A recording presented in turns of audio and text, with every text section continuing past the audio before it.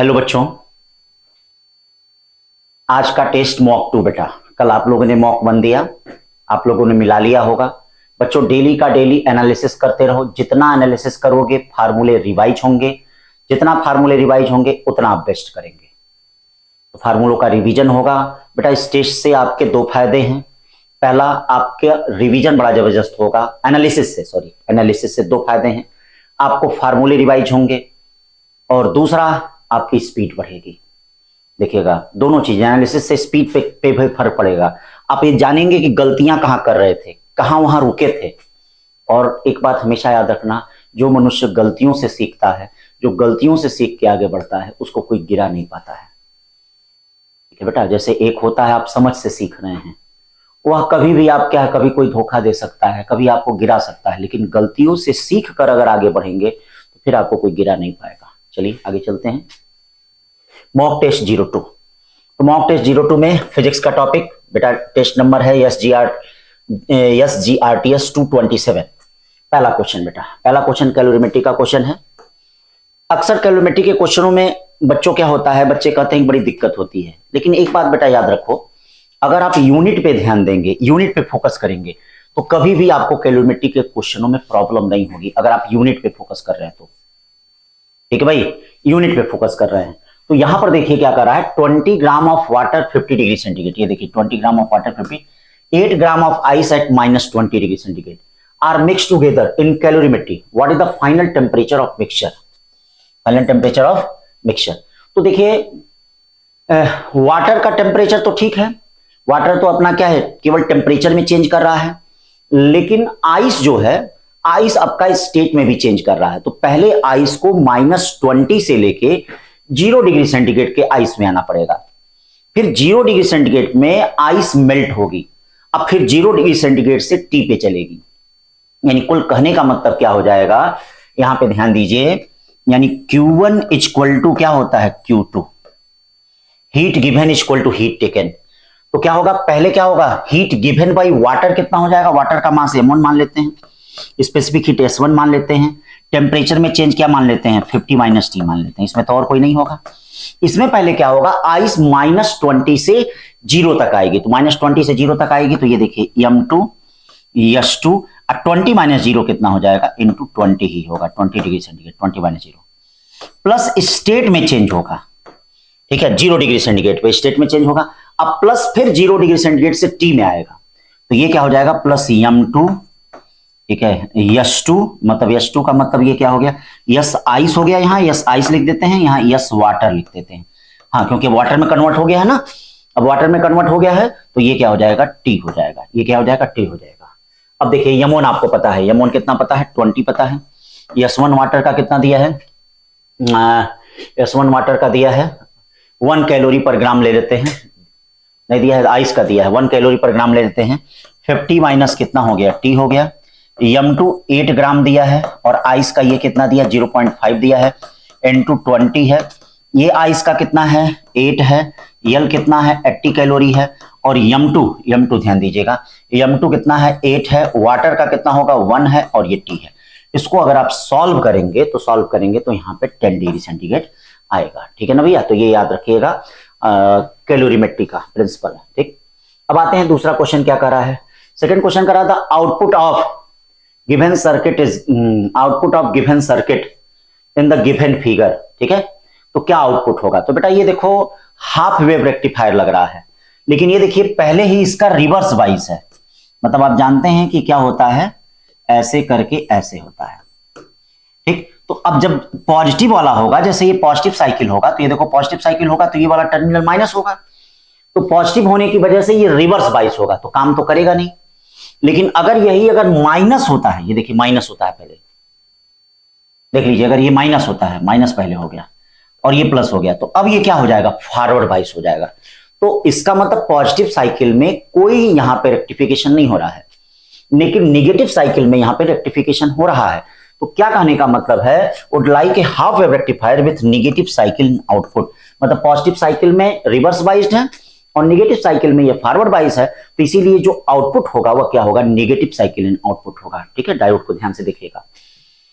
तो उसके बाद चलते हैं, बड़ा अच्छा क्वेश्चन है, a raw egg and hard boiled egg made to spin a table with the same angular speed, same angular speed, ठीक है, about the same axis, the ratio of time taken by the 2x to stop.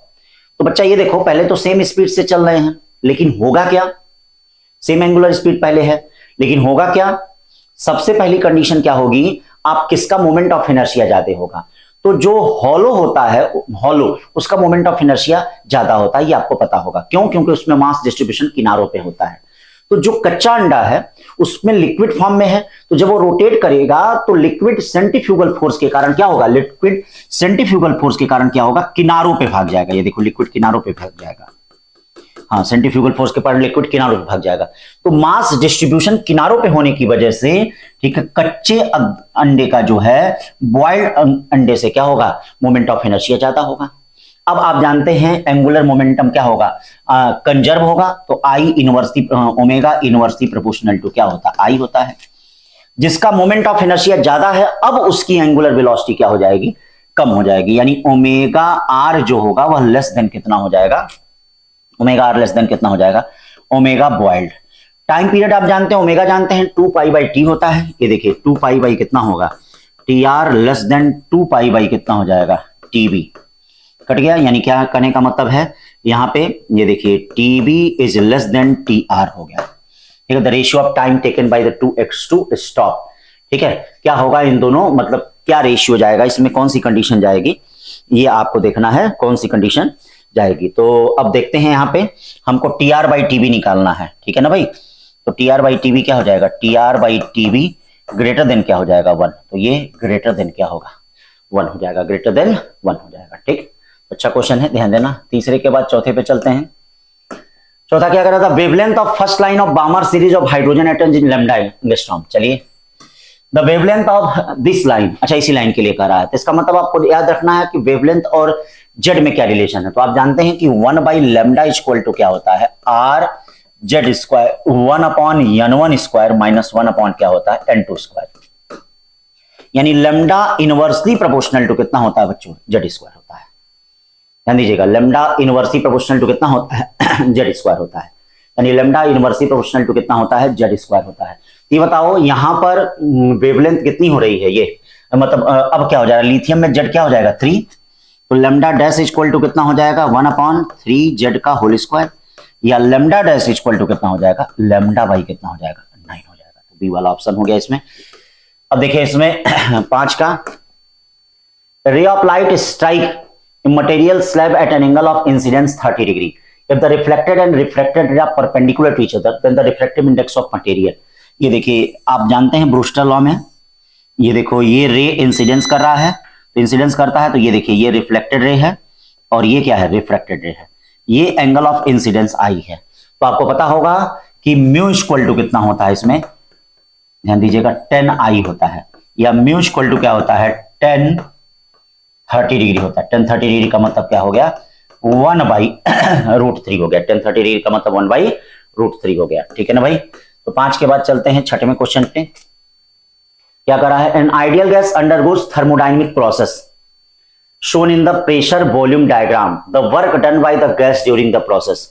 अब work done क्या हो जाएगा, तो देखो इस process में वॉल्यूम बढ़ रहा है, देखिए ग्राफ में, ऐसे मत ये इंक्रीज डिक्रीज नहीं है, ऐसे देखिए वॉल्यूम बढ़ रहा है, प्रेशर इंक्रीज डिक्रीज कर रहा है। तो जब भी प्रेशर इंक्रीज डिक्रीज नहीं, वर्क जो होता है वह आपका किस पे डिपेंड करता है, चेंज ऑफ वॉल्यूम पे डिपेंड करता है। तो वॉल्यूम इस कंडीशन में इंक्रीज कर रहा है, तो वॉल्यूम अगर इंक्रीज करेगा तो वर्क भी कॉन्टिन्यूसली क्या करेगा, इंक्रीज करेगा, वर्क भी कॉन्टिन्यूसली क्या करेगा, इंक्रीज करेगा। तो 6 का ये हो गया। फिर चलते हैं 7, क्या कह रहा है भाई, 7 कह रहा है assuming earth be a perfect sphere of radius 6400 kilometre. चलो, the value of acceleration due to gravity change by what, value of pole to equator. तो आप जानते हैं पोल पे सबसे ज्यादा ग्रेविटी होती है, तो जो ग्रेविटी का वेरिएशन होता है जी इक्वल टू कितना होता है, जी इक्वेटर इक्वल टू क्या होता है, GP minus R E omega square, cos square lambda होता है, तो इक्वेटर पे क्या हो जाएगा, कॉस लैम्डा की वैल्यू 1 हो जाएगी। अब देखिए जीपी माइनस जी क्या आ जाएगा, जीपी माइनस जी आ जाएगा आर ई ओमेगा का स्क्वायर। आर ई क्या है 6400 10⁻⁶, ओमेगा क्या है 2 पाई बाई टी, टी क्या है एक दिन है, एक दिन का मतलब 24 घंटा, 24 घंटे में 60 मिनट, 1 घंटे में 60 मिनट और 60 सेकंड। अब इसका स्क्वायर कैलकुलेशन थोड़ा आपको करना पड़ेगा, ये ध्यान दीजिए, कैलकुलेशन करना ही पड़ेगा। इसको सॉल्व करेंगे तो ये आपका आ जाएगा इन दोनों का डिफरेंस। मैंने क्लास में ये बताया भी है कि इन दोनों का डिफरेंस याद किए रहना, ठीक है ना। हाँ, याद किए रहना, क्लास में था भी, याद किए होगे तो अच्छी बात है, नहीं तो सॉल्व करो। फिर ये देखो क्या कर रहा भैया, at what temperature is the root mean square velocity of gases hydrogen molecules equal to that of oxygen molecules at 40 degree centigrade. तो बताइए वेलोसिटी होती क्या है, वेलोसिटी होती है √3RT बाई क्या होता है, एम होता है। तो वेलोसिटी इक्वल है, हाँ, तो वेलोसिटी ऑफ, ये देखो वेलोसिटी ऑफ हाइड्रोजन जो है वो वेलोसिटी ऑफ किसके इक्वल है, ऑक्सीजन के इक्वल है। तो हाइड्रोजन में क्या हो जाएगा, at what temperature 3RT by कितना हो गया, 2 हो गया मॉलिक्यूलर मास। इसमें क्या हो गया 3R 47, 47 प्लस 273, 47 प्लस 273 320, ये देखो 320 हो गया, सही है ना, 27 होता, ठीक है ठीक है, 320 केल्विन हो गया। और ये क्या हो गया 32 हो गया ऑक्सीजन का मॉलिक्यूलर मास। यहां से सॉल्व कर लीजिए, सॉल्व कर लेंगे तो आपको यहां से ये टेम्परेचर निकलेगा। तो टेम्परेचर जो निकलेगा वो कितना आएगा, 20 केल्विन आएगा। कितना आ जाएगा, 32 नहीं हो रहा है, हाँ 10, हाँ ठीक है 20 केल्विन। 8 के बाद 9 चलते हैं, देखिए क्या कर रहा है। 9 करा the level of water in tank 5 metre, hole of area 10 centimetre square, made in the world, the rate of leakage of water. तो बेटा ये देखिए, इसको आपने पढ़ा होगा। यहां से देखिए, अगर ये हाइट है और पानी यहां से गिर रहा है तो वेलोसिटी जो होता है यहाँ पे क्या होता है, √2GH होता है। तो अमाउंट ऑफ क्या हो जाएगा, AV, या AV का मतलब A√2GH हो जाएगा। क्या हो जाएगा, A√2GH हो जाएगा। ध्यान दीजिएगा, A√ क्या हो जाएगा 2GH, A√2GH। H पता है, G पता है, A पता है, सब कुछ पता है। अब ये सारी वैल्यू रख लीजिए, सारी वैल्यू रख लेंगे तो आंसर कौन सा आएगा, D आएगा, ठीक है ना। अब देखिए नेक्स्ट क्या कर रहा है, 9 के बाद 10 क्या है, 10 कर रहा है wire is the stretch slowly by 10%, the new resistance of the wire. तो किसी भी वायर को अगर खींचते हैं तो उसका वॉल्यूम कांस्टेंट रखता है। तो R और L में रेशियो देख लीजिए, देखिए रेजिस्टेंस क्या होता है, R इक्वल टू क्या होता है, रो L बाई क्या होता है, A होता है। वॉल्यूम कांस्टेंट है तो R equal to rho L square upon क्या हो जाएगा, वॉल्यूम, यानी रेजिस्टेंस डायरेक्टली प्रोपोर्शनल टू क्या होगा, L स्क्वायर। ये देखिए रेजिस्टेंस डायरेक्टली प्रोपोर्शनल टू किसके होगा, L स्क्वायर होगा, ठीक है भाई। तो रेजिस्टेंस देखिए directly proportional to L square हो गया। अब कह रहा 10% खींचा जा रहा है, तो ये हो गया R dash directly proportional to क्या हुआ, 10% का मतलब 1.1 L का होल स्क्वायर, ये हो गया। दोनों को डिवाइड कर दीजिए तो R upon R dash equal to क्या होगा, 1 अपॉन 1.21, यानी R डैश इक्वल टू क्या होगा, 1.21 R हो जाएगा, 1.1 R हो जाएगा, ठीक है। 10 के बाद 11वें क्वेश्चन पे चलते हैं। क्या करा है, द इक्वेशन ऑफ गिवन, ठीक है, आपको B का डायमेंशन ऑफ A आपको फाइंड करना है। तो आप जानते हैं इक्वल डायमेंशन को ऐड और सब्सट्रैक्ट किया जाता है। तो जहां बीच में प्लस का साइन आ रहा है इसका मतलब इसका डायमेंशन और इसका डायमेंशन ये दोनों आपस में बराबर होगा। यानी क्या कहने का मतलब है, A/B square equal to pressure P के, या A इक्वल टू किसके बराबर हो जाएगा, PV स्क्वायर, या A इक्वल टू क्या हो जाएगा, P कितना हो जाएगा, ये देखो ml-1 T⁻⁻2 L पे 6, या ये देखिए क्या हो गया ml पे 5 और T⁻⁻2, तो A वाला इसका होगा। 11 के बाद 12 क्वेश्चन पे चलते हैं। In hydrogen spectrum the ratio of longest wavelength of Lyman series, ठीक है, लाइमन सीरीज। तो लाइमन सीरीज में क्या हो जाएगा, लैम्डा लाइमन R, ठीक है, 1/1 का स्क्वायर माइनस 1/2 का स्क्वायर। क्यों, लाइमन सीरीज में ही होता है, 2 से 1 वाले में क्या होता है, मैक्सिमम वेवलेंथ होती है। और बामर सीरीज, बामर में क्या हो जाएगा, 3 to 2 हो जाएगा, 3 to 2 हो जाएगा। तो बामर में 1/λ बामर इक्वल टू क्या हो जाएगा, R 1/2 का स्क्वायर माइनस 1/3 का स्क्वायर। अब क्या फाइंड करना है आपको, लॉन्गेस्ट वेवलेंथ, आपको रेशियो फाइंड करना है। तो λB अपॉन λL कितना आ जाएगा, ये देखो 1 में से 1/4 जाएगा, R 3/4 हो जाएगा। ये कितना हो जाएगा भाई, 1/4 में से 1/9 जाएगा, 1/4 माइनस 1/9, सॉल्व कर लीजिए, 36, 4 से 9, 5 बाई कितना हो जाएगा, 36 हो जाएगा। 5/36 का मतलब कितना हो गया, 27 अपॉन 5, बामर अपॉन लाइमन हो गया। हमको लाइमन अपॉन बामर चाहिए, तो लाइमन अपॉन बामर कितना हो जाएगा, 5/27, 5/27। फिर उसके बाद चलते हैं 13 question, the equivalent resistance between A and B in the given circuit. A और बी जो गिवन सर्किट है उसमें आपको इक्विवेलेंट रेजिस्टेंस फाइंड करना है। तो बच्चा ध्यान दीजिए, ए और बी के बीच में, तो सबसे पहली चीज बताइए, अर्थिंग का मतलब क्या होता है? सर्किट कंप्लीट है। जैसे अगर किसी भी चीज की अर्थिंग कर दी जाती है तो इसका यही मतलब निकलता है कि उसकी सर्किट क्या होती है? कंप्लीट होती है भाई। क्यों, समझ रहे हैं? सर्किट उसकी देखिए यहाँ पे कंप्लीट होगी, मतलब ए और बी के बीच अगर फाइंड करना है तो सर्किट कंप्लीट होने का मतलब क्या होता है? जो ये रेजिस्टेंस है वो यहां है एक तरह से, ये सब भूल जाइए। अब ये देखिए ए हो गया और ये क्या हो गया? बी हो गया। तो 2 और 2 सीरीज में 4 हो जाएगा, इसका मतलब 2 4 और 2 किस में हो जाएगा? पैरेलल। यही दोनों है, ये दोनों 4 हो गए, तो अब पैरेलल में हो जाएगा। इसका मतलब 1/RP इक्वल टू क्या हो जाएगा? 1/2 प्लस 1/4 अब प्लस 1/2 हो जाएगा। ठीक है भाई। तो अब ये एलसीएम ले लीजिए। एलसीएम का मतलब क्या हो जाएगा? यहाँ 4 हो गया, 2 से 2 हो गया, 4 का मतलब क्या हो गया? 1 हो गया, ये 2 हो गया। अब यहाँ पे कितना आ जाएगा? 2 2 4 1 5 यानी 4 कुछ गड़बड़ हो गया क्या? 1/2 1/2 4/5। हाँ, 4/5 का मतलब कितना हो गया? 0.8 हो गया, 0.8 हो गया। ठीक है। फिर 13 के बाद चलते हैं 14, amount of solar received. Solar constant क्या होता है बेटा? Solar constant power upon area होता है, और power upon area empty power -3, empty power -3 ए। फिर उसके बाद चलते हैं 15वां क्या कर रहा है? 15 कर रहा है, parallel plate capacitor is constructed using 3 different dielectric material as shown in the figure. The parallel plate across which potential difference applied of area इतना एंड सेपरेट बाय डिस्टेंस इतना। The capacitance across P and Q is, capacitance across P and Q is. तो देखो बेटा यहाँ पे क्या है, सबसे पहली चीज हम अलग अलग इनका कैपेसिटेंस फाइंड कर लें। जैसे इनका कैपेसिटेंस क्या हो जाएगा? ये देखो C1 equal to K1 epsilon naught A/2, area यहाँ A/2 है, ये A/2 हो गया एरिया, और डिस्टेंस इनका D है। इनका कैपेसिटेंस कितना हो जाएगा? C2 इक्वल टू, ये देखो C2 इक्वल टू, अब सॉल्व करना पड़ेगा बेटा, न्यूमेरिकल प्रॉब्लम है, या तो यहां रख के सॉल्व कर लीजिए या तो फाइनली सॉल्व कर लीजिएगा। D की वैल्यू 10 हमने मान लिया है, D की वैल्यू 10 हमने मान लिया है। C2 कितना हो जाएगा? ये देखो C2 equal to K2 epsilon naught, area आधा है आपका, एरिया A/2 है और डिस्टेंस भी हाफ है, तो केवल D रहेगा। ये देखिए C3 क्या हो जाएगा? C3 भी क्या होगा? K3 epsilon naught, area half है और डिस्टेंस भी हाफ है, तो केवल ये रहेगा। अब है क्या? C2 और C3 किस में हो गया? देखो यहां से करंट बटेगा, चार्ज बटेगा, तो C2 और C3 सीरीज में हो गए, C2 और C3 सीरीज में हो गए, और इसके साथ क्या हो गया? ये देखिए इसके साथ ये पैरेलल कॉम्बिनेशन हो गया। देखो C2 और C3 जो हो गया वो किस में हो गया? सीरीज में हो गया। ये देखो C2 और C3 किस में है?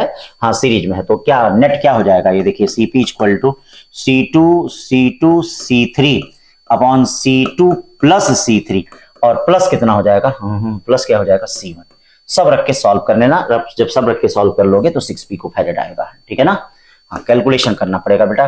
कैलकुलेशन वाले क्वेश्चन में जान के दे रहा हूं क्योंकि आपको कैलकुलेशन की आदत हो जाए। अब कल ही टेस्ट में मैंने देखा कई बच्चे कैलकुलेशन में परेशान थे। हाँ, रहो परेशान थोड़ा, कोई बात नहीं, आज यहाँ परेशान हो लोगे तो कल तुम्हें कोई परेशान नहीं कर पाएगा। 5 मई को नीट में इतनी औकात नहीं रहेगी कि फिर तुमको परेशान कर लेगा। ठीक है, मैं इसीलिए टेस्ट कैलकुलेशन के मैं 10 क्वेश्चन जरूर दे रहा हूं, ताकि 10 क्वेश्चन 50 में, और 10 होंगे या तो 12 होंगे, कि ताकि बच्चा उसको कैलकुलेट करे। हाँ, फार्मूला वही, क्योंकि उसी टाइप का ट्रेंड चला हुआ है, उसी टाइप का पैटर्न चला हुआ है बेटा, वही आएगा। फार्मूलों को रिवाइज करिए, देखिए एकदम सिंपल लगेगा कि आप जब नीट देंगे लगेगा यहीं से पेपर ही आ रहा है। फिर 2 concentric metallic sphere kept in air have radii R1 R2, they have similar charge and equal surface tension, the electric potential at the common centre. तो ये देखो, जैसे मान लो ये स्फीयर है, देखिए ये स्फीयर दिया है, इसका रेडियस कितना दिया है? R1, इसका रेडियस कितना दिया? R2। Surface charge density sigma है, इस पे सरफेस चार्ज डेंसिटी सिग्मा है। करा यहां पे कॉमन पोटेंशियल क्या होगा? तो बेटा जो इसके सरफेस पे पोटेंशियल होता है वही यहां होता है। आप जानते हैं इसके सरफेस पे पोटेंशियल कितना होगा? V1 equal to sigma R1 by epsilon naught, और इसके सरफेस पे कितना होगा? V2 equal to sigma R2 upon epsilon naught. Potential की प्रॉपर्टी क्या होती है? जो इसके सरफेस पे पोटेंशियल होता है वो भी होता है, जो इसके सरफेस पोटेंशियल होता है वो भी होता है। यानी V इक्वल टू कितना हो जाएगा? ये देखो V1 प्लस V2, यानी sigma upon epsilon not R1 plus R2, sigma upon epsilon not R1 plus R2। ये पोटेंशियल हो गया। तो 16 का ये हो गया। चलिए 17 में चलते हैं। A man is 45 metre behind the bus. ठीक है, चलो ये देखो, ये एक बस है और एक आदमी क्या है? यहाँ पे है, कितने पे है? 45 मीटर पे। ये देखो 45 मीटर पे है। When the bus start accelerating from rest with acceleration 2.5 metre पर सेकेंड, ये रेस्ट से चल रहा है और एक्सीलरेशन इसका क्या है 2.5 मीटर पर सेकेंड स्क्वायर है। ये देखो 2.5 मीटर पर second square. Watch what minimum velocity should be the man start running to catch the bus. तो देखो भैया आदमी को क्या करना पड़ेगा, जैसे मान लो टी समय में बस यहां से यहां तक आ गई, तो जितने समय में बस यहां से यहां आ रही है आदमी को उतने ही टाइम में यहां से यहां तक आना चाहेगा। तो डिस्टेंस कवर्ड बाय मैन क्या हो जाएगा, u इंटू टी। अब कितना डिस्टेंस कवर करेगा, पहले तो 45 इनके बीच का गैप कंप्लीट करेगा और प्लस ये हाफ है टी स्क्वायर, ये जो डिस्टेंस मतलब बस कितना चल रही है हाफ ए टी का स्क्वायर। चलिए 2 से मल्टीप्लाई कर दीजिए, 2ut इक्वल टू कितना हो जाएगा 90 और प्लस टी का स्क्वायर हो जाएगा। ए की वैल्यू 2.5 है, ये देखिए 2.5 टी का स्क्वायर और प्लस ये देखिए माइनस कितना हो गया माइनस 2ut और माइनस 2ut ना minus 2ut plus 90 equal to क्या हो जाएगा 0। अब देखिए हमको u की वैल्यू बतानी है, तो ऐसे कंडीशनों के लिए देखिए क्वाड्रेटिक इक्वेशन है, क्लास में मैंने बेसिक पढ़ाते वक्त बताया है। इसके रूट्स रियल तभी हो सकते हैं जब इसका discriminant greater than equal than 0 हो। मतलब रूट्स रियल का मतलब इसका सोल्यूशन तभी हो सकता है जब b स्क्वायर माइनस 4ac, ये देखिए b square minus 4ac greater than equal than 0। चाहे तो आप डिफरेंशिएशन करके भी कर सकते हैं मिनिमम वैल्यू लेकर, या आप ये जानते हैं क्वाड्रेटिक इक्वेशन की प्रॉपर्टी। ये देखो इसका कोएफिशिएंट कितना हो गया 4u स्क्वायर माइनस कितना हो गया 4a कितना हो गया 2.5 c कितना हो गया 90 ग्रेटर देन इक्वल देन 0, या u square greater than equal than 2.5 into 90, या u greater than equal than कितना हो गया ये 25 इंटू 3, यानी मिनिमम वैल्यू कितनी हो गई, ये देखिए मिनिमम वैल्यू जो हो गई वह 15 हो गई, कहीं है 15, हाँ 15 ये है, मिनिमम वैल्यू कितनी हो गई 15 हो गई। ठीक है बच्चा लोग, 70 के बाद 18 पे चलते हैं। देखो 2 सर्कुलर कॉइल दे रहा है, बड़ा अच्छा क्वेश्चन। हाँ क्या दे रहा है 2 सर्कुलर कॉइल 1 and 2, ठीक है, made from the same wire, ठीक है, but the radius of first coil is twice that of second. ये देखो फर्स्ट है ये सेकेंड है, इसका रेडियस अगर 2r है तो इसका रेडियस r है, ठीक है। What is the ratio of potential difference applied across them so that the magnetic field at their center is the same? मतलब सेंटर पे मैग्नेटिक फील्ड क्या है सेम है, तो बेटा सेंटर पे अगर मैग्नेटिक फील्ड सेम है तो इसका मतलब क्या हो जाएगा, ये देखो B1 इक्वल टू कितना हो जाएगा B2 हो गया। ये देखिए B1 इक्वल टू क्या हो गया B2, B1 equal to B2 का मतलब क्या हो जाएगा मैग्नेटिक फील्ड, ये देखो mu naught I1 upon 2r1 equal to mu naught I2 upon कितना 2r2, म्यू नॉट से म्यू नॉट कट गया 2 से 2 कट गया, यानी I1 अपॉन I2 किसके बराबर हो गया R1 बाई R2 के बराबर हो गया, ठीक है, I1 by I2 R1 by R2 के बराबर हो गया। ठीक, R1 है कितना भाई, R1 है 2r है और R है, तो इसमें करंट का रेशियो आ गया 2/1। अब पोटेंशियल डिफरेंस कितना होगा V1 अपॉन V2, ये देखो V1 upon V2, I1 R1 upon I2 R2, I1 और I2 का रेशियो 2 है, R1 कितना हो जाएगा, R1 होता है रो, ठीक है, L1 area of cross section same होगा, रो L2 अपॉन ए, ये देखिए ए कट गया, area of cross section wire का लिया जाता है, इसका एरिया नहीं लिया जाता है, तार का एरिया लिया जाता है, तो तार दोनों का क्या है सेम है। हाँ कई बच्चे यहाँ पूरा एरिया ले लेते हैं, जब पूरा एरिया सर्कल का ले लेंगे तो खत्म कहानी, तो तार के क्रॉस सेक्शन का एरिया बच्चा लेते हैं। अब ये क्या हो जाएगा, ये देखो ये हो जाएगा L1 बाई कितना L2, 2 भी रहेगा 2L1 बाई L2। अब इसकी लेंथ कितनी है, इसकी लेंथ देखो, इसकी लेंथ है 2 पाई 2r, 2 पाई 2r, इसकी लेंथ कितनी है 2 पाई r, ये देखो 2 पाई r कट गया तो क्या आ जाएगा 4/1, कट गया कितना आ गया 4/1, तो 18 का क्या हो गया भैया b, 18 का क्या हो गया b। अब आते हैं 18 के बाद 19, देखो क्या कह रहा है, how many NOR gates are required to form AND gate, यानी कितना नॉर गेट लगेगा एंड गेट बनाने में, तो बेटा 3 नॉर गेट लगते हैं। ये देखो 3 नॉर गेट का मतलब ऐसे, ये नॉर गेट, एक नॉर गेट ऐसे लगाया, एक देखो एक नॉर गेट, देखना इंपॉर्टेंट क्वेश्चन है, ठीक है, एक नॉर गेट ऐसे लगाया, फिर इन तीनों को ऐसे देखो ऐसे लगाया, ये देखो ए है, ए को ये ए नॉट करेगा, ये बी इनपुट है, इसको बी नॉट करेगा, ये ऐड करेगा, ऐड करके not A plus not B पूरा ए करेगा। और आप जानते हैं De Morgan's law, not A plus not B को आप क्या कहते हैं, ये देखिए De Morgan's law, A dot B पे नॉट यानी बिना नॉट, यानी ए डॉट बी। तो ए डॉट बी का मतलब क्या हो गया, एंड गेट हो गया। तो 3 चाहिए, कितने चाहिए, 3। तो 19 हो गया। 19 के बाद आते हैं 20। आ जाओ, 20 क्या कर रहा है, 20 कर रहा है flint glass prism refractive index इतना, देखिए फ्लिंट ग्लास प्रिज्म है, रिफ्रैक्टिव इंडेक्स इतना है, made such that beam of light incident and retrace. तो भैया इंसिडेंट कर रहा है, रिट्रेस कर रहा है, ये देखिए इस पे पड़ रहा है, तो इसका मतलब नॉर्मली पड़ेगा, मतलब प्लेन मिरर पे अगर वह नॉर्मली पड़ता है तो वह क्या कर लेता है, रिट्रेस कर लेता है।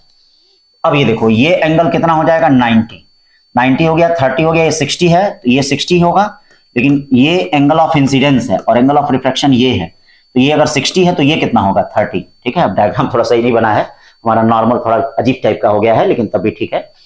ठीक है, तो ये एंगल ऑफ रिफ्रैक्शन कितना आएगा, 30 डिग्री आएगा, एंगल ऑफ रिफ्रैक्शन 30 डिग्री। देखिए 60 होगा तो ये क्या हुआ, 30।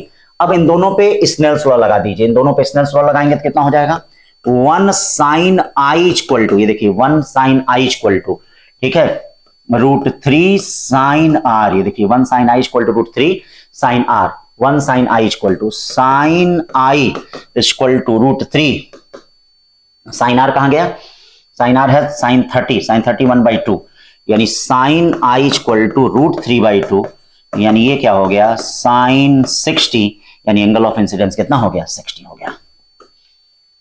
फिर चलते हैं 21। Drive shaft automobile rotate 3600 RPM, ठीक है भाई, और एंड ट्रांसमिट 80 हार्स पावर। तो पावर क्या हो गया, power P equal to 80 into horse power है 746 वाट में बदल लीजिए, वाट हो गया। The rear wheel the torque develop, तो आप जानते हैं पावर पी इक्वल टू क्या होता है, टाउ ओमेगा। देखो ये फार्मूला याद नहीं है तो ध्यान देना, छोटे छोटे फार्मूले से कैसे क्वेश्चन बन रहे हैं। P equal to tau omega, तो टॉर्क कितना हो जाएगा, देखो torque equal to P upon omega, P कितना हो जाएगा भैया, 80 इंटू 746, ओमेगा कितना हो गया, कहां गया ओमेगा, 3600 आरपीएम है, रोटेशन पर मिनट, तो ये क्या हो जाएगा, पहले हमको रेडियन पर सेकंड में बदलिए, 2 पाई आरपीएम है, ध्यान दीजिए 3600 आरपीएम, 2 पाई 3600 अपॉन 60, 3600 अपॉन 60, सॉल्व कर दीजिए, ये क्या आ जाएगा, सी। फिर चलते हैं 21 के बाद 22 पे चलते हैं। 22 क्या कर रहा है, 2 इलेक्ट्रिक बल्ब्स, देखिएगा 2 इलेक्ट्रिक बल्ब्स हैं, रेटेड 25 वाट 220 वोल्ट, ठीक है, and 100 watt 220 volt, 100 watt 220 volt, ठीक। फिर करा connected series with 220 volt voltage across, ठीक। If the 25 watt and 100 watt bulb drop power P1 and P2 respectively, then उनका power क्या होगा भैया। तो अब देखिए क्या है, क्या करा है क्वेश्चन में, ये देखो क्वेश्चन में करा है, ये 25 वाट का बल्ब है, ठीक है, 25 वाट है, और ये 220 वोल्ट है। ये देखो ये कितने का है भैया, ये 100 वाट का है और 220 वोल्ट का है। किससे कनेक्ट है जरा बताइएगा, किससे कनेक्ट है, कहां गया, किससे कनेक्ट है बच्चों, 220 वोल्ट से।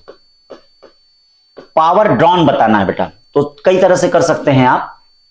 पहला काम आप ये कर सकते हैं, इन दोनों पे रेजिस्टेंस निकाल के वोल्टेज बांट लें, या आप ये करें कि इन दोनों से रेजिस्टेंस से करंट निकाल लें, तब आप कर सकते हैं। जैसे इनका रेजिस्टेंस निकाल लें तो इसका रेजिस्टेंस क्या होगा, पहले वाले का रेजिस्टेंस होगा R1 इक्वल टू V²/P1, ये V², ये नहीं V²/P1, तो V² कितना हो जाएगा, V², ये देखिए इसका हो गया, ये P1 हो गया, ठीक है। दूसरा इसमें कर लें, R2 इक्वल टू क्या हो जाएगा, V² कितना हो जाएगा, P2, ठीक।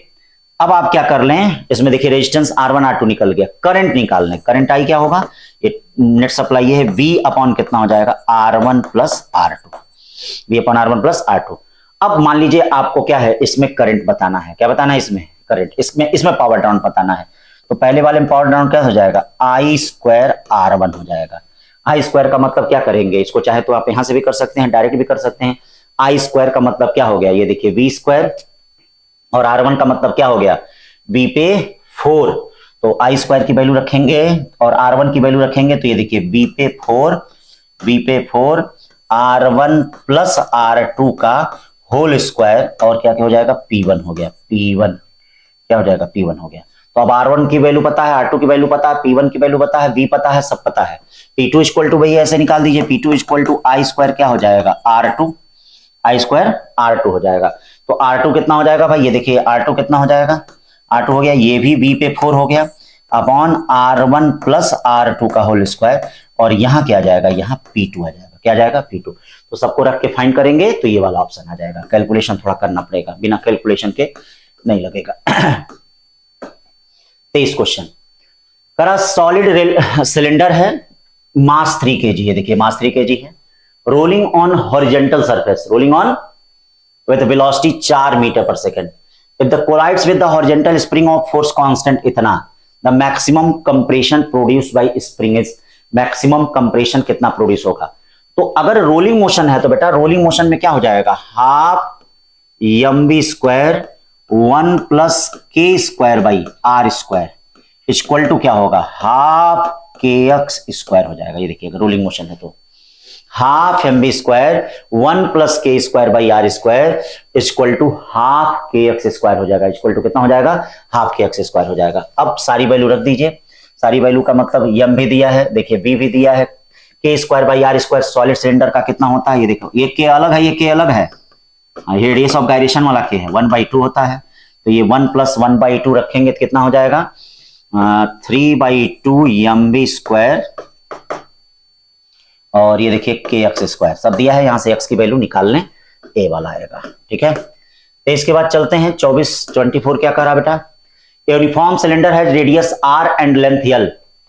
ठीक है, the moment of inertia of this cylinder about an axis passing through its centre and normal to its circular face is equal to moment of inertia of same cylinder about an axis passing through its center, passing through center and perpendicular to its length। मतलब क्या कर रहा है, solid cylinder का, ये देखो solid cylinder का ये मोमेंट ऑफ इनर्शिया और सॉलिड सिलेंडर का ये मोमेंट ऑफ इनर्शिया दोनों आपस में बराबर है। तो चलो ये मोमेंट ऑफ इनर्शिया कितना होता है, ये होता है mr स्क्वायर बाई 2, और ये क्या होता है, इसके थ्रू जब निकालेंगे तो ml स्क्वायर बाई 12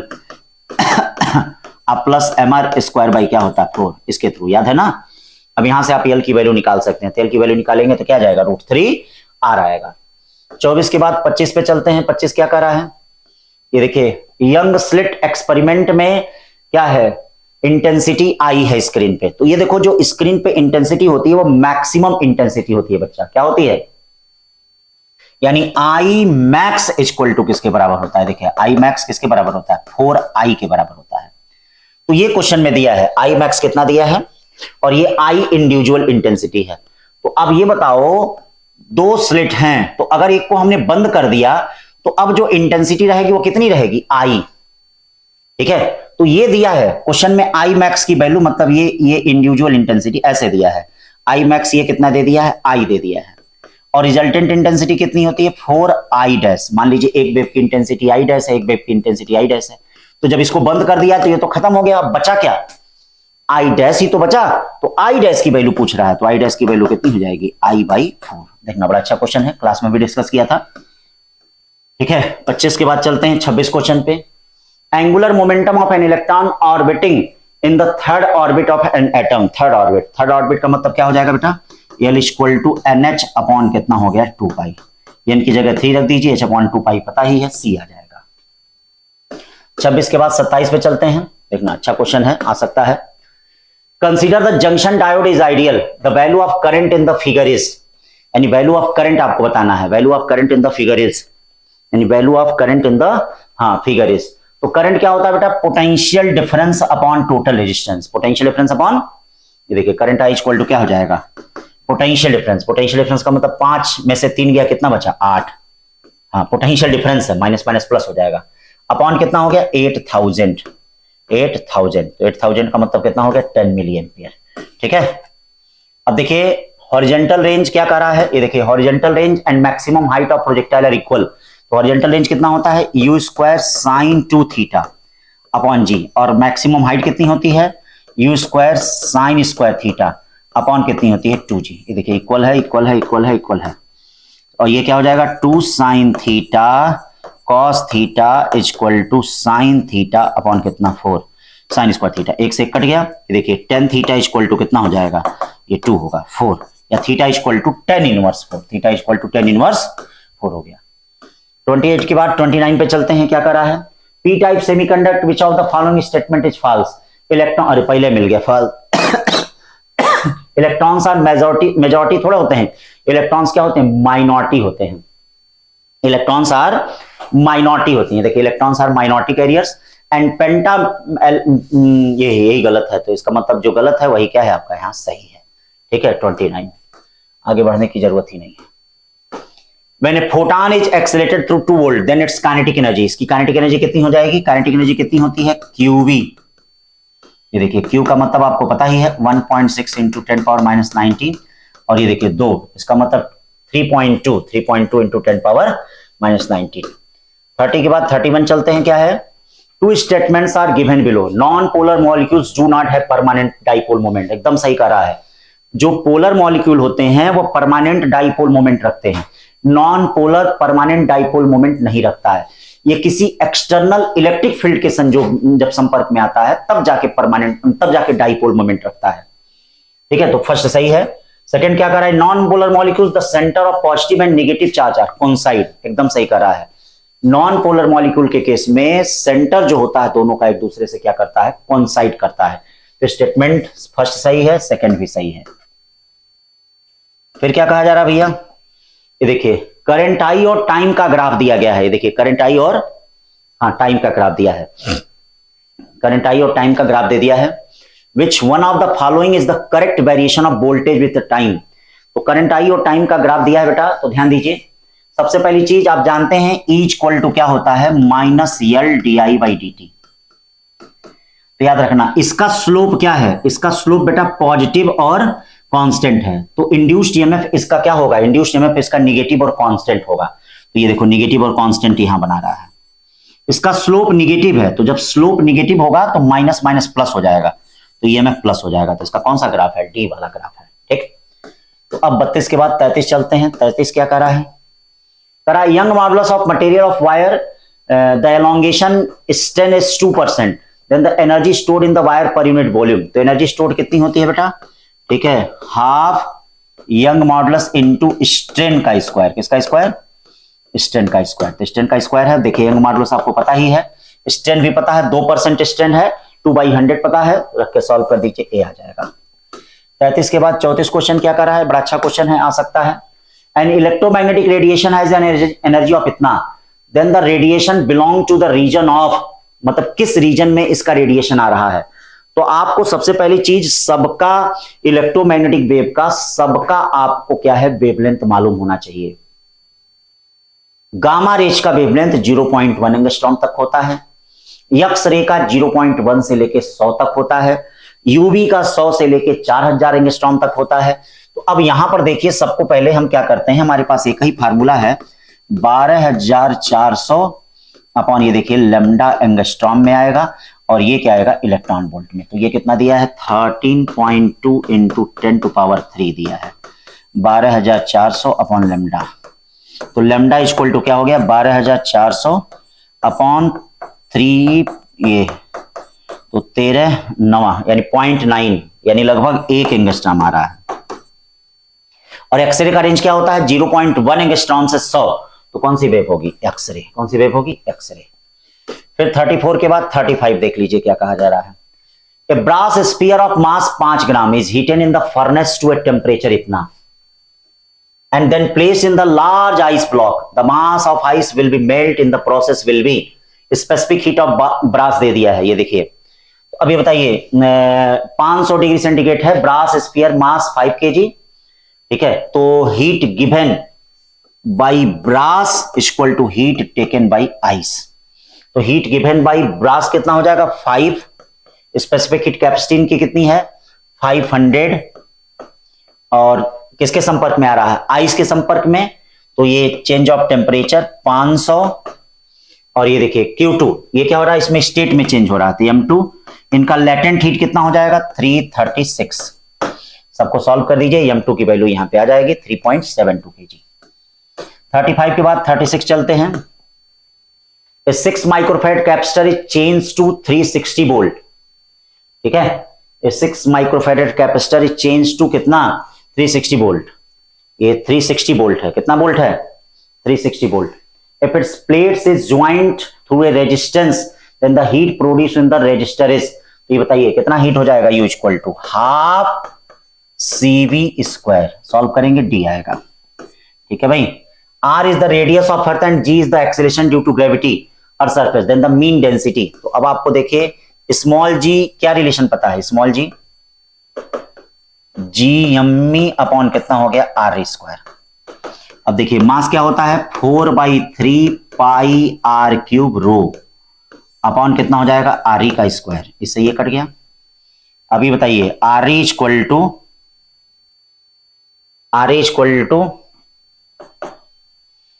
टू क्या हो जाएगा, मतलब हमको मीन डेंसिटी चाहिए तो रो इक्वल टू कितना हो जाएगा, ये देखिए rho equal to 3g upon 4 pi capital G. देखिए rho equal to 3g upon 4 pi R भी तो रहेगा, आर नहीं रहे क्या, आर भी कर दीजिए 3g आर, हाँ 3g upon 4 pi R G, कहीं इधर उधर चला गया क्या आर, एक आर बचेगा, सिर्फ एक ही आर बचेगा ना, हाँ तो एक आर यहाँ जाएगा। ठीक है सी 38 का आ जाओ भैया। 38 क्या कर रहा है ध्यान दो, इन द गिवन फिगर m1 इतना m2 इतना t3 इतना दिया t2 पूछ रहा है, तो ए बेटा t3 की वैल्यू कितनी हो जाएगी, आप जानते हैं सबका कॉमन एक्सेलरेशन होता है, तो t3 की वैल्यू क्या हो जाएगी, पीछे का सारे मास का सम m1 plus m2 plus m3 into कितना एक्सेलरेशन, t2 का क्या हो जाएगा, इसके पीछे का सारा मास, t2 इक्वल टू क्या हो जाएगा जरा बताना, m1 प्लस m2 इंटू कितना हो जाएगा a। T2 की वैल्यू पूछ रहा है, चलिए दोनों को डिवाइड कर दीजिए, डिवाइड कर देंगे a, T2 इक्वल टू कितना हो जाएगा, ये जरा ध्यान दीजिए m1 plus m2 upon m1 plus m2 plus m3 into T1, सब कुछ दे दिया है आपका। देखिए m1 दिया है, m2 दिया है, m1 दिया है, m2 m3 T1 दिया है सब सॉल्व करेंगे 32 न्यूटन आएगा। कितना आएगा 32 न्यूटन। ठीक है 38 के बाद 39 चलते हैं। 39 क्या कह रहा है, magnetic flux through a circuit of resistance R, magnetic field through circuit of resistance R change by an amount delta phi change by an amount कितना, हाँ delta phi in time delta t, then the total quantity of electric charge q that passes at any point in the circuit during the time delta t is represented by। ठीक है ना भाई, हाँ total कितना होगा, तो आप जानते हैं भैया यहां पर क्या कह रहा है, चार्ज पूछ रहा है, तो चार्ज क्यू क्या होता है, चार्ज क्यू टाइम से इंडिपेंडेंट होता है, E इक्वल टू क्या होता है D phi by D T, I equal to क्या होता है E by R, D phi by D T R, Q equal to क्या होता है आई डी टी, यानी D phi by D T R D T cut गया, यानी क्या आ गया भाई डी फाई बाई आर। ये हो गया 39 क्वेश्चन। फिर 40 क्वेश्चन देख लीजिए क्या कर रहा है, current in conducting wire very with the time T देखिए टाइम टी के अनुसार वेरी कर रहा current, the quantity of charge इतने टाइम में, तो चार्ज क्यू इक्वल टू आपको पता होगा, चार्ज क्यू इक्वल टू क्या हो जाएगा 2 से लेके 4 आई डी टी हो जाएगा, 2 से लेके 4 आई डी टी। चलिए डिफरेंशिएट इंटीग्रेट करिए, आई 2 का इंटीग्रेशन 2t 2 से लेके 4 हो गया, और प्लस 4t का 4t स्क्वायर बाई 2 2 से लेके 4 तक का। अब इसको सॉल्व कर लीजिए 28 कूलम आ जाएगा। ठीक है 41 देखिए 41 क्या कह रहा है, average drift velocity of electron inside a conducting rod of length 1 metre when the potential difference 100 volt is applied across its end will be take sigma and n। तो आपको क्या फाइंड करना, एवरेज ड्रिफ्ट वेलोसिटी, तो बताओ I equal to क्या होता है n e a b d। ठीक है यही होता है। J इक्वल टू क्या होता है I बाई a, यानी n e b d। J कितना होता है sigma e n e b d, या b d कितना होता है, ये देखो b d कितना होगा sigma e upon n e। ठीक है अब देखो इलेक्ट्रिक फील्ड कितना है, electric field potential difference upon length, तो sigma potential difference N E L, देखो बी भी दिया है, सिग्मा भी दिया है, एन भी दिया है, ई तो मालूम ही है, एल भी दिया है, सब रखोगे सॉल्व करोगे जरूर आएगा। ठीक है 42 देखिए क्या करा है, Preeti reach the metro station and found that escalator was not working, escalator जो है वर्क नहीं कर रहा है। She walked up the stationary escalator she walked up the stationary escalator in time t1 On the other days, if she remains stationary on the moving escalator, takes her up in time t2, the time taken her to walk up on the moving escalator will be। तो अब देखो बेटा क्या है, जैसे एक escalator शांत है, चुपचाप है, इस पे जो प्रीति है वह t1 समय में चढ़ जा रही है, तो क्या हो जाएगा, t1 equal to Preeti reach to metro station, found that escalator was not working. तो टाइम t1 कितना लगेगा, ये देखिए डिस्प्लेसमेंट अपॉन प्रीति की वेलोसिटी, ये देखिए प्रीति की वेलोसिटी, ये प्रीति की वेलोसिटी हो गई। अब क्या है, दूसरे कंडीशन में एस्केलेटर चल रहा है, प्रीति रुकी हुई है, तो t2 इक्वल टू क्या हो जाएगा, d अपॉन एस्केलेटर की वेलोसिटी। तीसरे कंडीशन में जैसे आप भी चल रहे हैं, एस्केलेटर भी चल रहा है, तो अब बताओ t इक्वल टू क्या हो जाएगा, d अपॉन आप दोनों की वेलोसिटी उसमें ऐड हो जाएगी, होता ना। चलिए v bp की वैल्यू रख देते हैं, तो रख देंगे तो क्या आ जाएगा, t1 t2 upon t1 plus t2। यहां से v bp की वैल्यू निकाल के रख देंगे तो आ जाएगा, ये c हो गया। चलिए 42 के बाद 43 पे चलते हैं भैया। 43 क्या कर रहा है, ball is the release from the top of tower. देखिए भाई, बॉल रिलीज हो रहा है from the top of tower of height h metre, height कितना दिया गया है, h मीटर, ये देखिए height h metre. It takes t second to reach the ground, what is the position of ball in t/3 second, हाँ from ground से।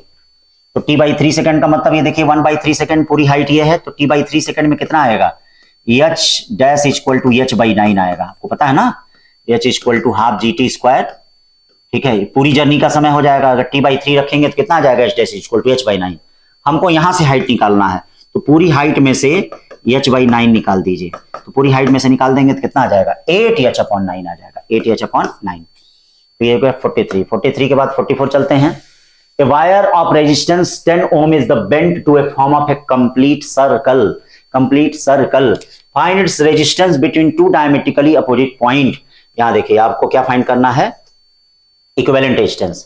तो अगर 10 ओम का है तो बेटा क्या हो जाएगा, ये 5 ओम हो जाएगा, ये 5 ओम हो जाएगा, यहां ये दोनों पैरेलल हो जाएंगे, तो पैरेलल में कितना आ जाएगा, पैरेलल में कितना आ जाएगा, 2.5 ओम आ जाएगा। 45 क्या कर रहा है, when A charge particle moving with velocity v subjected to magnetic field of induction B, the force on it is non-zero. This implies that, क्या ये imply कर रहा है, F equal to QVB sin theta.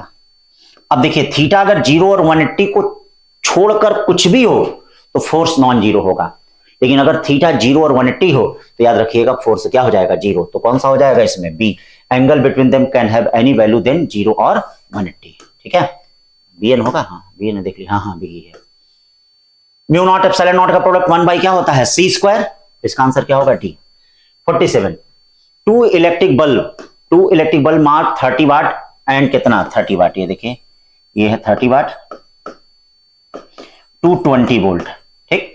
और ये क्या दिया है बेटा, ये 120 वाट और 220 वोल्ट। कह रहा है कि मेन सप्लाई वोल्टेज कितना है, 440 वोल्ट। तो मैंने आपको क्लास में पढ़ाते वक्त बताया था, कहा था कि सीरीज कॉम्बिनेशन में जिस बल्ब का पावर कम होता है उसका ब्राइटनेस ज्यादा होता है, और अगर सप्लाई वोल्टेज बहुत ज्यादा होता है तो जिस बल्ब का पावर कम होता है वही फ्यूज भी होता है, वही क्या होता है, फ्यूज भी होता है। तो आप ऐसे भी चेक कर सकते हैं, ऐसे चेक करने का मतलब क्या है, देखिए जिसका पावर कम है उसका रेजिस्टेंस ज्यादा होगा, और जब रेजिस्टेंस ज्यादा होगा करंट तो दोनों में समान है, देखिए ये R1 जो है ग्रेटर देन क्या होगा, R2। तो जब करंट दोनों में समान है तो V1 इज ग्रेटर देन क्या हो जाएगा, V2। मतलब इसके क्रॉस पोटेंशियल ड्रॉप जो है वह 220 वोल्ट से ज्यादा होगा, तो इसका मतलब इसको फ्यूज होने की संभावना ज्यादा है, तो यानी ये कौन सा हो जाएगा, 30 वाट। 47 के बाद 48 चलते हैं, क्या है, current in the resistance of 2 ohm in the. अब देखो ये रिवर्स बाइज्ड हो गया है बेटा, ये एक देखिए 2 लोग अच्छे थे लेकिन एक अच्छा बुरा आदमी हो गया, ठीक है, तो सबको क्या कर दिया, करंट को रोक दिया, यानी इसका करंट क्या होगा, 0 एम्पियर। कितना होगा करंट, 0 एम्पियर। 48 के बाद देखिए 49 क्या कर रहा है, 2 blocks A and B, masses 4 kg and 8 kg। ये देखिए मासेस 4 kg 8 kg। ये देखिए कॉन्टैक्ट फोर्स कैसे लगता है इसमें, F ऐसे। तो फ्री बॉडी डायग्राम एक का कर लें, एक का कर लेंगे तो इधर से कौन लगेगा 12, इधर से कौन लगेगा F। मास कितना है 4, ठीक है ना भाई। और एक्सेलेरेशन निकाल लें, एक्सेलेरेशन कितना हो जाएगा, एक्सेलेरेशन हो जाएगा 12/12 यानी 1 मीटर पर सेकेंड स्क्वायर। तो अब बताइए इसका फ्री बॉडी डायग्राम करेंगे तो 12 minus F equal to 4 into A, 12 minus F equal to 4, F equal to 12 में से 4 जाए कितना बचेगा 8, ये हो जाएगा। फिर इसके बाद चलते हैं 59 पे। 59 ही ना था, हाँ हाँ। तो अब क्या हो गया बेटा 50, the given sample of an ideal gas occupies A volume V at a pressure P and absolute temperature T. The mass of each molecule of gas is m. Which of the following gives the density of gas? तो अब देखिए आपके पास क्या formula है, Pv equal to mu RT या nRT ले लो, number of molecules के केस में भी ले सकते हो, नंबर ऑफ मॉलिक्यूल्स के केस में भी ले सकते हैं, जो भी ले लीजिए सब सही है, क्योंकि आंसर के टर्म में दिया है, तो के टर्म में है तो यानी म्यू RT ही चलिए कर लीजिए, कोई दिक्कत नहीं है। अब देखिए Pv इक्वल टू क्या होता है, मास अपॉन, ये देखिए मॉलिकुलर मास होता है, R हो गया, मॉलिकुलर अपॉन ये T हो गया। अब देखिए ये क्या हो जाएगा बेटा, यहाँ पे m क्या होता है, mass equal to volume into density, ये देखिए Pv equal to volume into density upon ये m हो गया, ये R हो गया, ये T हो गया। अब देखो ये वॉल्यूम कट गया, आपको m फाइंड करना है, क्या फाइंड करना है, m देखिएगा ये मॉलिकुलर मास है, क्या है मॉलिकुलर। यही अगर बोल्ट्जमैन कांस्टेंट के केस में ये लेते हैं, किस कंडीशन में, बोल्ट्जमैन कांस्टेंट के केस में लेते हैं तो यहां पे एक मॉलिक्यूल का मास हो जाएगा ये, यानी P equal to rho upon छोटा m, और R की वैल्यू कितनी है बेटा, R की वैल्यू कितनी है KT हो जाएगी, अगर आप बोल्ट्जमैन कांस्टेंट के केस में लेते हैं। तो अब बताइए रो की वैल्यू कितनी हो जाएगी, रो इक्वल टू PM अपॉन कितना हो जाएगा KT, PM अपॉन KT, तो PM अपॉन KT। तो ये हो गया आपका 50वां क्वेश्चन बेटा, ठीक है। तो इस तरह से 50 क्वेश्चन आज मॉक 2 का टेस्ट संपन्न हुआ, SGRTS 227। आप सभी लोगों ने अच्छे से दिया, अच्छे से के क्वेश्चन को मिला ले, जो आ रहा है उसको स्किप कर दें, जो नहीं आ रहा है उसको देख ले, ठीक है, और पेपर को अच्छे से दें। जितना अच्छा पेपर होगा, जितना अच्छा टेस्ट होगा, उतना ही अच्छा, उतना ही बेस्ट नीट होगा, ठीक है बेटा। तो आज के लिए बस इतना ही, थैंक यू।